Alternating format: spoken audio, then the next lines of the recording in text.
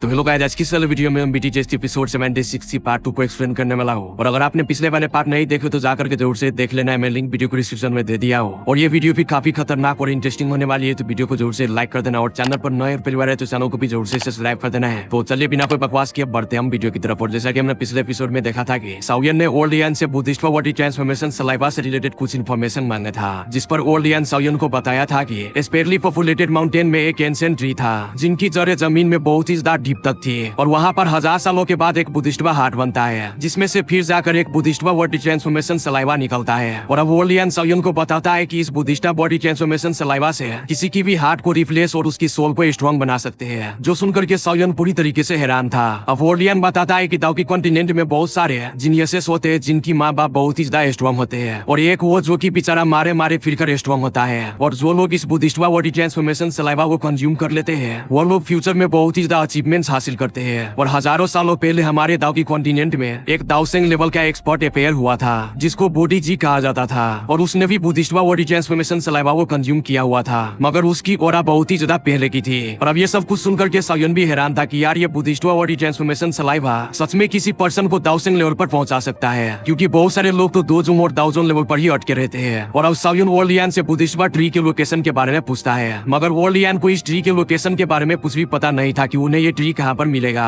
अब साउयन उसे कहता है कि उन्हें अब ये बुद्धिस्टवा बॉडी ट्रांसफॉर्मेशन सलाइवा कैसे मिलेगा। और साउयन की ये बात को सुनकर के ओलियन उसे बताता है कि हो सकता है आपको ये बुद्धिस्टवा बॉडी ट्रांसफॉर्मेशन सलाइवा ब्लैक एम्पर सिटी के लार्ज स्केल ऑप्शन में आपको मिल जाए। और हाँ, जहाँ तक मुझे पता है ये बुद्धिस्टवा बॉडी ट्रांसफॉर्मेशन सलाइवा जो कंज्यूम करता है उसको फिर बुद्धिस्टवा हार्ट के बारे में ऑटोमेटिकली ही पता चल जाएगा। आखिर कौन नहीं चाहेगा कि मैं दाउसेंग लॉर्ड पर ना पहुंचूं। और इस बुद्धिस्टवा बॉडी ट्रांसफॉर्मेशन सलाइवा के पीछे बहुत सारे फैक्शन भी पड़े हुए हैं। और अब ये सब कुछ सुनकर के साउयन बहुत ही ज्यादा खुश था, और फिर साउयन ओलियन को यहाँ पर से ढील करके जाने लगता है। अब बाहर आकर साउयन लिटिल फेई डॉक्टर से कहता है कि च्यूइन एम्पायर से लेकर आखिर में यहाँ पर से बुद्धिस्टवा बॉडी ट्रांसफॉर्मेशन सलाइवा से रिलेटेड इन्फॉर्मेशन मिली गई। अब इस पर लिटिल फेई डॉक्टर बहुत ही ज्यादा खुश थी, क्योंकि बुद्धिस्टवा बॉडी ट्रांसफॉर्मेशन सलाइवा उन इंग्रेडिएंट्स में से एक था जिससे लिटिल फेई डॉक्टर की फुल पोइजनस बॉडी पर उसका खुद का कंट्रोल हो जाएगा। अब साउयन कहता है कि ये बुद्धिस्टवा बॉडी ट्रांसफॉर्मेशन सलाइवा उस ऑप्शन से ना मिला तो फिर हम इसको दूसरे तरीके से हासिल करेंगे। जैसे कि मैंने एक बार ब्लैक कॉर्नर ने purifying dimmers lotus heart film की मैप को लेने के लिए ब्रॉड सेट की लीडर की बेटे को किल कर दिया था, और वैसे भी ये ब्लैक कॉर्नर रीजन में ये सब चलता रहता है। अब इधर लिटिल फेई डॉक्टर साउयन की ये बात को सुनकर के बहुत ही हैरान थी, मगर इधर लिटिल साउयन की ये बात को सुनकर के बहुत ही एक्साइटेड हो जाती है। मगर फिर साउयन कहता है कि पहले हम रूल्स के साथ चलेंगे, अगर काम नहीं बना तो फिर हम घी निकालने के लिए उंगली टेढ़ी कर देंगे। अब लिटिल फेई डॉक्टर साउयन की ये बात को सुनकर के कहती है कि साउयन थैंक यू, जिस पर साउयन लिटिल फेई डॉक्टर से कहता है कि मैंने तुम्हें कहा था ना, मैं तुम्हारी वेफुल पोइजनस बॉडी को कंट्रोल करने में मैं तुम्हारी हेल्प जरूर करूंगी। अब लिटिल फेई डॉक्टर साउयन की ये बात को सुनकर के साउयन के ऊपर फ्लैट होकर साउयन से कहती है कि मैं तुम्हारी इस हेल्प को हमेशा याद रखूंगी। अब साउयन लिटिल फेई डॉक्टर और लिटिल गर्ल जिया को लेकर अपने साथ ब्लैक एम्पर सेट के पेवेलियन हाउस में रेस्ट करने के लिए जाने लगता है, जिस पर लिटिल फेई डॉक्टर साउयन से कहती है कि अभी अभी तुमने ब्लैक एम्पर सेट के टॉप एल्केमिस्ट की इज्जत की धज्जियां उड़ाई है, और अब हम उन्हीं की पेवेलियन में रेस्ट करने के लिए जा रहे हैं, कहीं हमारे लिए वहाँ पर कोई प्रॉब्लम ना खड़ा हो जाए। जिस पर साउयन कहता है कि हमारी स्ट्रेंथ को देखकर वो ब्लैक एम्पर सेट का एल्डर छोटे से मैटर पर हमसे पंगा लेने के लिए बाहर नहीं आएगा।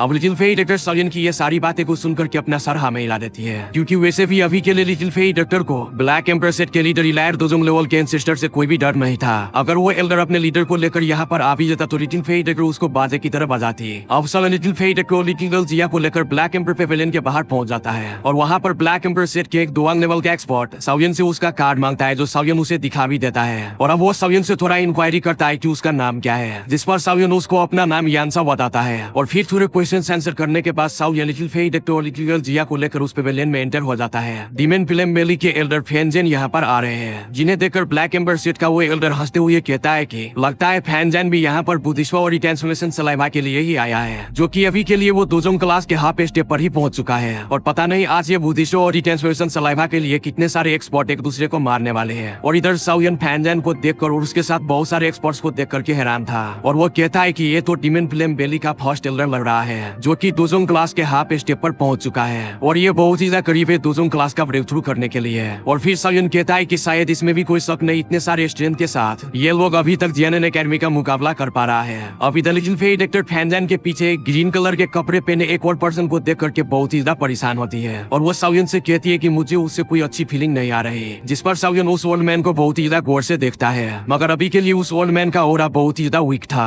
और गाइस, अकॉर्डिंग टू मी मुझे लग रहा है इस बंदे ने अपना ऑरा प्रेस करके रखा हुआ है। अब इधर साउयन फिर से फर्स्ट अलर्ट फैनजैन की तरफ घूर के देखने लगता है। फिर इसके साथ ही साउयन वहाँ पर से पलट कर जाने लगता है, मगर तब भी फैनजैन कुछ महसूस करता है और वो साउयन की बैग की तरफ देखता है। मगर तब तक साउयन जिया को लेकर उस पेवेलियन में एंटर हो चुके थे और अब साउयन को आगे वहाँ पर एक सर्वेंट मिलती है, जो कि वो सर्वेंट साउयन के हाथों में कार देकर साउयन जिया को एक रूम दे देते हैं, जो कि एक अर्थ क्लास रूम था। मतलब कि वो ना हायर क्लास का रूम था ना वो लोअर क्लास का रूम था। और इधर साउयन भी सोच में पड़ा हुआ था कि आखिर वो पर्सन कौन था। और अभी थोड़ी देर पहले साउयन को भी उससे काफी खतरनाक फीलिंग आई थी। और इधर लिटिल फेई डायरेक्टर साउयन को सोच में पड़ा हुआ देख करके साउयन को बताती है कि वो ग्रेड वो पर्सन कोई आम सा और मामूली सा पर्सन नहीं है, वो जरूर कोई हाई लेवल का एक्सपर्ट होगा। और अब साउयन इन सबको साइड पर करके वहाँ हॉल में मौजूद लोगों से जान पाता है कि डीमन फ्लेम बेली, जो कि ब्लैक कॉर्नर रीजन की बहुत पुरानी फैक्शन है, उसके साथ साथ ब्लैक कॉर्नर रीजन की एक न्यू फैक्शन साउगेट ने भी इस लार्ज स्केल ऑप्शन में हिस्सा लिया है। अब साउयन ये सुनकर के सोचता है कि वाह यार, अभी मैंने 2 साल पहले ही साउगेट फैक्शन को बनाया था, मगर ये तो 2 साल में ही ब्लैक कॉर्नर रीजन की फर्स्ट रेड फैक्शन बन गई है, जो कि इस लार्ज स्केल ऑप्शन में पार्टिसिपेट करने के लिए काबिल हो चुकी है। मगर साउयन सोचता है कि अभी के लिए बेहतर है कि मैं अपनी फैक्शन की बंदों से ना मिलूं, क्योंकि मुझे यहाँ पर अपनी प्रोफाइल लो ही रखनी चाहिए और यही मेरे लिए और मेरे फैक्शन के लोगों के लिए अच्छा होगा। और वैसे भी जब मेरे लोग मुसीबत में होंगे तो तब भी मैं उनकी हेल्प करने के लिए अपेयर होऊंगा। और अभी के लिए वहाँ पर हॉल में मौजूद सभी के एक्सपर्ट्स बुद्धिस्मा बॉडी ट्रांसफॉर्मेशन सलाइवा से रिलेटेड बात कर रहे थे, जिसको लेने से उनकी बॉडी में बहुत ज्यादा इंप्रूवमेंट आएगी। मगर उन्हें कहा पता था कि साउयन की बॉडी ऑलरेडी बहुत ही ज्यादा स्ट्रॉन्ग है। और इसी बुद्धिस्मा बॉडी ट्रांसफॉर्मेशन सलाइवा के लिए साउयन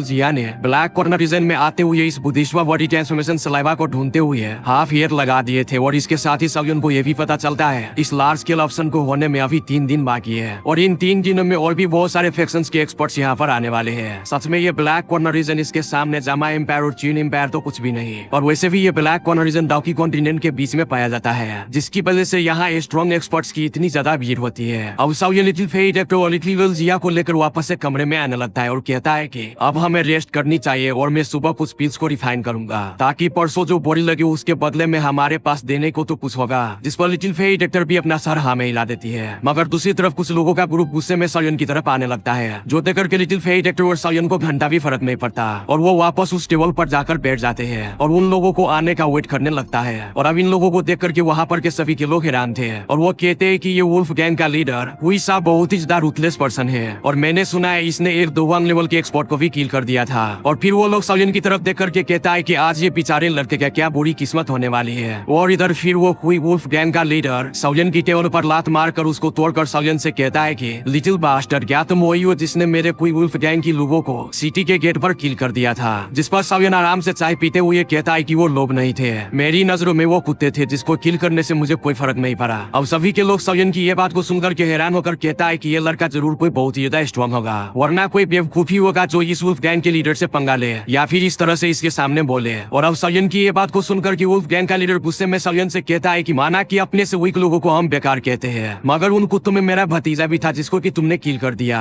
अगर उसने कुछ ऐसा वैसा गलत किया था तो तुम्हें उस मैटर के बारे में मुझे बताना चाहिए था, तुमने उन्हें किल क्यों किया। जिस पर साउयन चाय पीते हुए कहता है कि अगर मुझे पता भी होता कि वो तुम्हारा भतीजा है तो तब भी मैं उसे किल करने से पीछे नहीं हटता। और अब साउयन की इस तरह की बात को सुनकर कि वो वुल्फ गैंग के लीडर कुइसा को लगता है कि साउयन उससे इस तरह से बात कर रहा है, जरूर इस लड़के के पीछे बहुत ही बड़ी फैक्शन होगी। और फिर वो साउयन से कहता है कि मैं वुल्फ गैंग का लीडर कुइसा हूँ, अगर लड़के तुम्हारे पीछे कोई बहुत ही बड़ी फैक्शन है जिससे मैं डरता हूँ तो तुम मुझे बता दो ताकि मैं इस गुस्से को पी सकूं और मेरे हाथों से तुम कहीं मारे न जाओ। जो सुनकर के साउयन एक स्माइल के साथ कहता है कि हम तीनों अकेले हैं और हमारे पीछे कोई भी फैक्शन नहीं, इसलिए तुम्हें जो उखाड़ना है तुम बिना झिझक उखाड़ लो। अब साउयन की ये बात को सुनकर के कुइसा जोर जोर से हंसते हुए साउयन के ऊपर किक से अटैक कर देता है, जिसको कि साउयन वहीं पर बैठा बैठा एक हाथ से रोक लेता है और फिर एक एक्सप्लोजन के साथ कुइसा पीछे जाकर गिरता है। और जैसा कि कुइसा भी एक 2 लेवल का एक्सपर्ट था, वो हैरान होकर साउयन की तरफ देख करके कहता है कि ये छोटा लड़का भी एक 2 लेवल का एक्सपर्ट है। जो सुनकर के वहाँ पर के सभी के लोग हैरान हो जाते हैं कि यार इतनी सी एज में ये लड़का भला 2 लेवल का एक्सपर्ट कैसे बन गया।